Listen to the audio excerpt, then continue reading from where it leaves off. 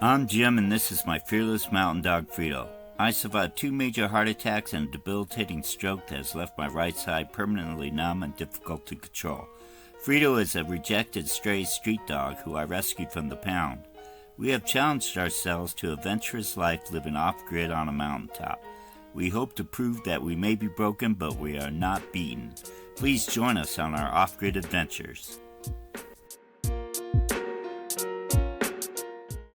Here comes the Zoomy dog.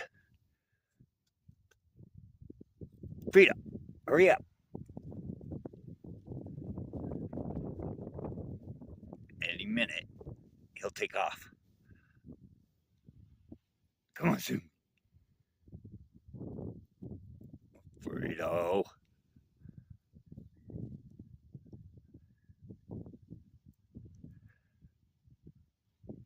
He's got to think about it. Come on, Frito. Let's go.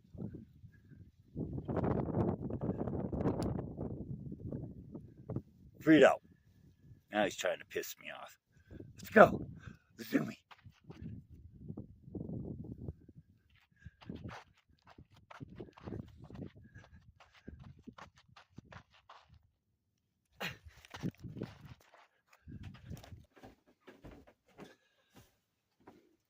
To flush it, you hit this switch over this side, and that sends it out the sewer.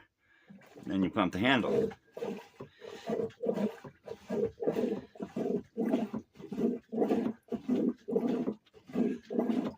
That drains it. Then you switch it over to the other side, and you can pump water back in.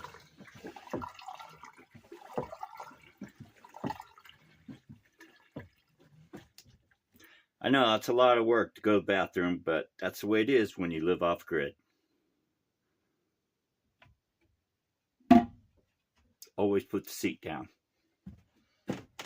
There's 2 lines, a line coming in of fresh water, and the black hose is the line going out.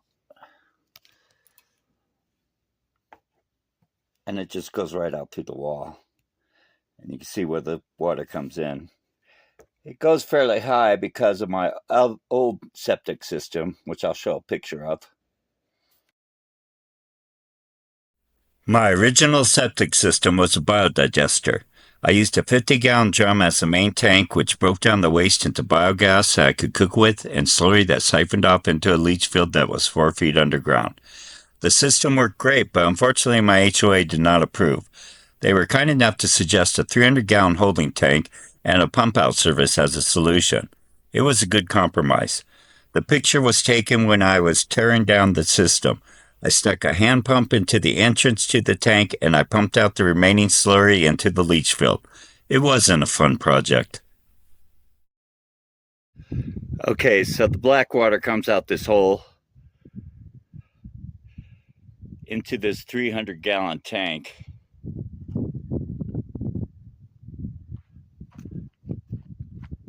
Now there's gas that comes out of this tank, and that gas is vented through this line here into the old leach field. So that pipe goes about 4 feet down in the ground, and that keeps the fumes from coming back up, which is a good thing to have, because before, in order to vent this, I had to keep this cap really loose.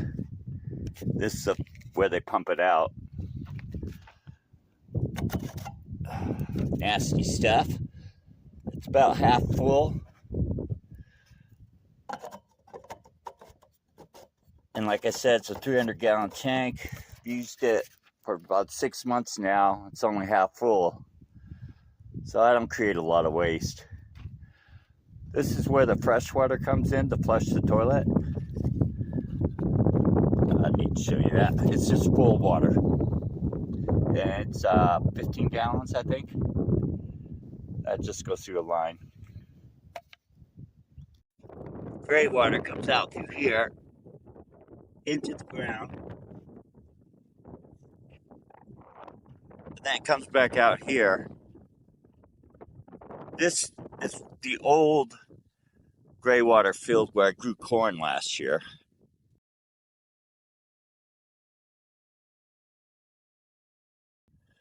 Cows ate my corn. Damn cows. Sugar cane will be like gold if things ever go bad. Hopefully the cows will stay out of it. We'll see. Frito's keeping a watchful eye out for cows. He's my cow protector. You'll chase them away, huh? Won't you? You chase them away, huh? He says, Dad.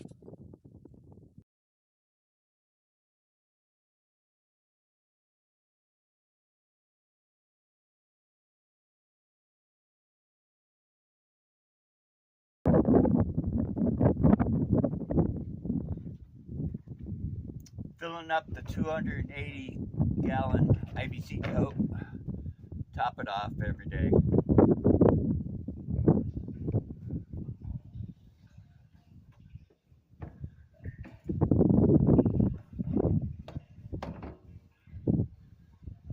Let's go do some watering.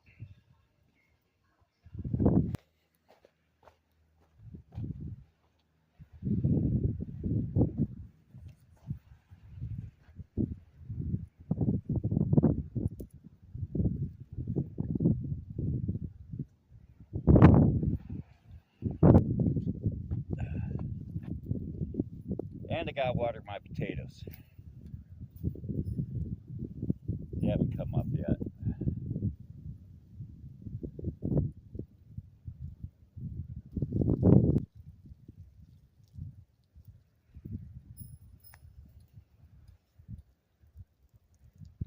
I need to get planting, but I haven't planted anything yet because it's going to snow and be below freezing again later this week. So as soon as the snow's done and the freezing's done, then I'll get everything planted. There'll be another video.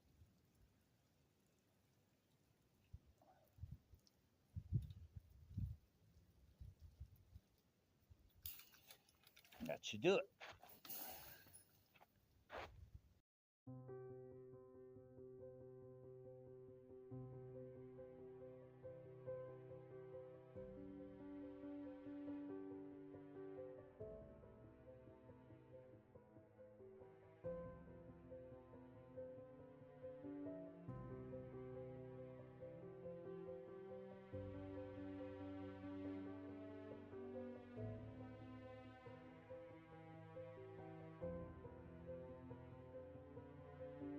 This by no means is my permanent sewer system.